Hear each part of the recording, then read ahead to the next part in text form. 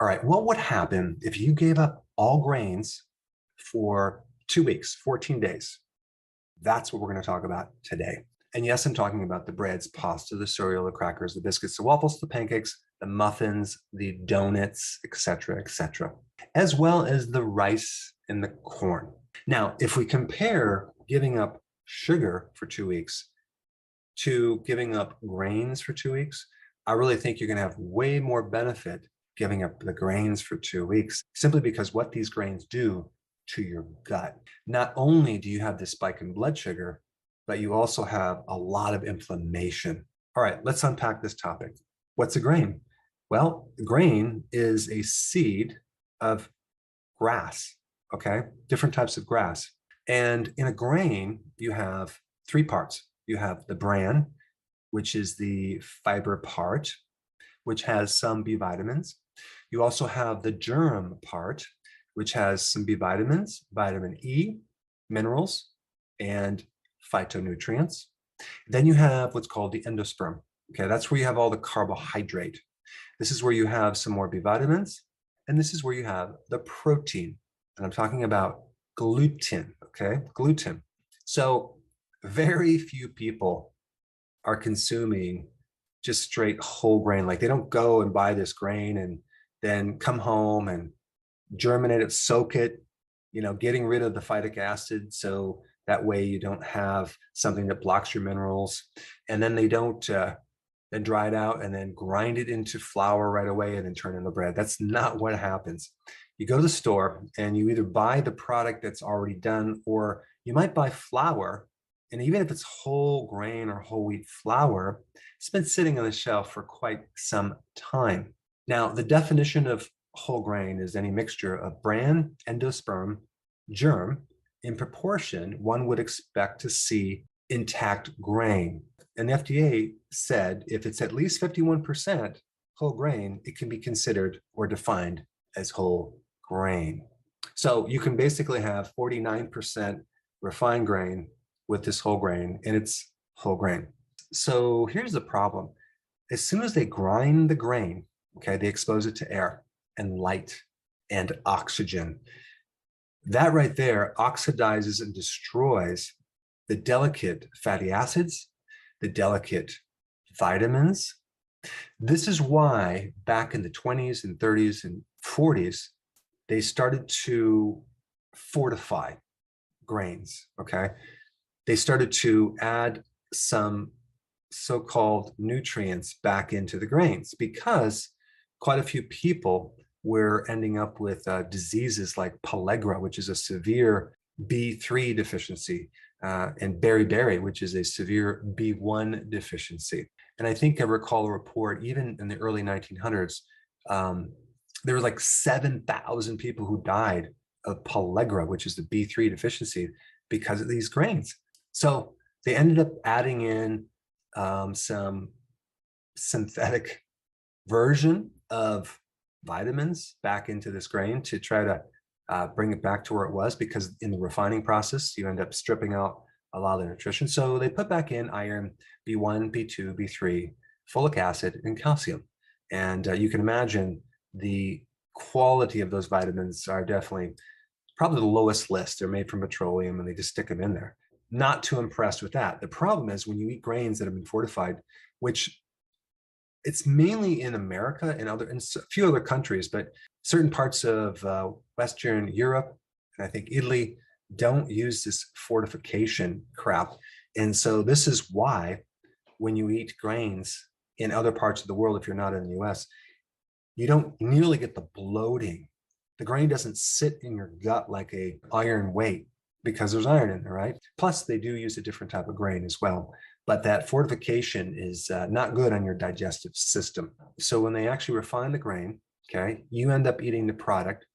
And you actually, if you consume refined grains, you create deficiencies of certain nutrients, okay? And at least 2 of the primary nutrients that you'll create deficiencies are the B vitamins and the vitamin E complex. Now, they put back in 3 B vitamins, but what about all the other B vitamins? These other B vitamins that are not in there that you then become deficient in, can create a major strain on your heart. Now, you may have not heard of vitamin B4. There's some interesting research done by Dr. Royal Lee back in the 1940s and even the 50s. But another name for vitamin B4 is adenine, is a critical compound in the regulation of cardiovascular function, both in the coronary artery as well as in the rhythm of the heart, the neurological pacemaker of the heart. And so if you're deficient in this element, it could put a big strain on not just one part of the heart, several parts of the heart. So giving up grain for 2 weeks will take some relief off of your heart, both the coronary artery as well as in the pacemaker of the heart. So the heart can then stay in rhythm much easier. Now let's talk about vitamin E. As far as the heart goes, your vitamin E is very necessary to prevent angina, because vitamin E improves the oxygen carrying capacity of the heart tissue by up to 250%. So if you're deficient in vitamin E, the heart has to labor, it doesn't get enough oxygen, and the heart can even form a heart cramp. That's called angina. So when you give up grains for 2 weeks, you're going to take a big stress off the heart. All right, the next point I want to bring up is just the simple carbs, the refined carbohydrates in these grains. They're huge with a pretty high glycemic index. And I'm not even talking about the added sugar to the cereals and all these other grains. I'm just talking about where grains are on the glycemic index, okay? Especially refined grains, they are high. So what happens is this grain turns into sugar very quick. It spikes your blood sugar. And now you're going to get all the bad effects of high insulin and high blood sugar. And that's going to be weight gain. That's going to have cognitive problems. You're going to be less smart, less focus, less concentration. You're going to have a lowered mood. You're going to be irritable. You're going to have more anxiety. And you're simply going to be tired. Okay? Other than that, you're going to be totally fine. Now, I just want to point out, when you consume pasta, it's a little bit different. If you check your blood sugars right after consuming pasta, they won't be spiked. It's kind of a delay. Apparently, pasta is more dense, so it takes a while for it to break down. So if you check it within an hour, your blood sugars will be spiked in a major way. So just because it doesn't get spiked right away doesn't mean it's not going to spike later. All right, the next point I want to bring up is this thing called phytic acid. What is it? It's a protective chemical that seeds use to keep a seed from sprouting, okay?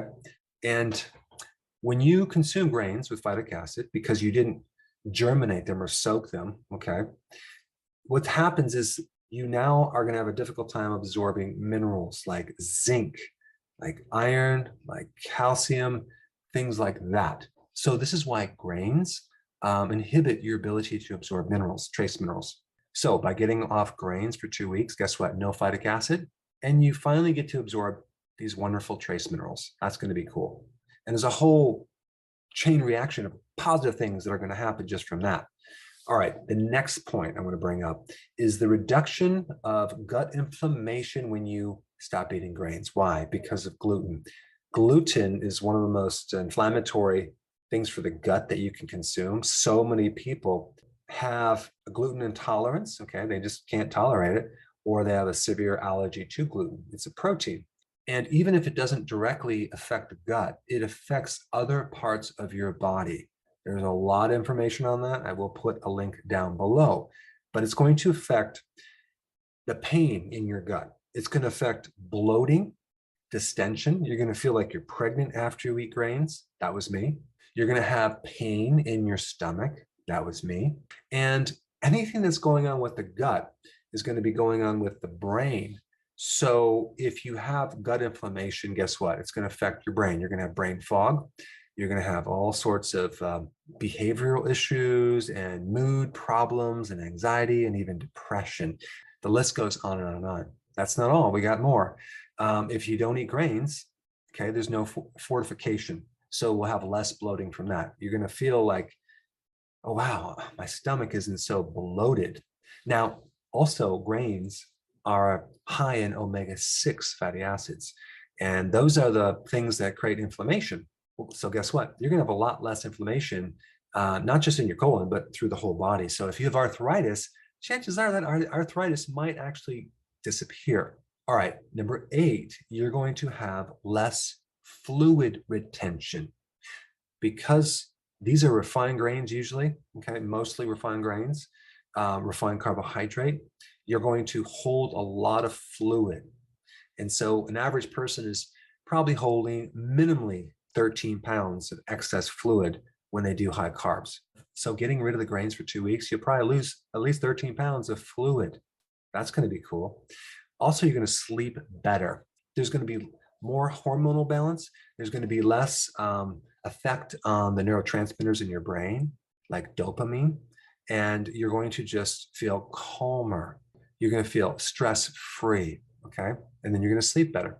Also, and this is interesting, if you have Hashimoto's, which is usually the most common form of hypothyroidism, okay, 90% of people that have hypothyroidism have Hashimoto's, you definitely need to get off grains immediately. Why? Because the gluten in the grain, the protein, can mimic the thyroid and cause what's called molecular mimicry, where your immune system is attacking the thyroid simply because you're eating gluten, okay? So you need to get rid of that, and guess what? Your thyroid's going to be a lot happier, and that's going to lead to a whole cascade of wonderful things from that. Also, all this inflammation that you have is going to go away, and your immune system will now finally get a chance to work much better. You're going to be running less on glucose and more in ketones, and so you're going to have a cleaner fuel, and your immune system loves that. So you'll be less sick as well. And lastly, you're going to be less exposed to something called glyphosate. Glyphosate is the thing they spray grains, unfortunately, even though some of these grains are not even GMO. They still spray them. So less glyphosate means lower risk of cancer, and it also means better digestive health because the glyphosate kills microbes, and they can affect your GI as well. So I challenge you to give up grains for 2 weeks and then write down in the comment section how wonderful your life is because of that. Now, if you haven't seen my other video on giving up sugar for 2 weeks, I put it right here. Check it out.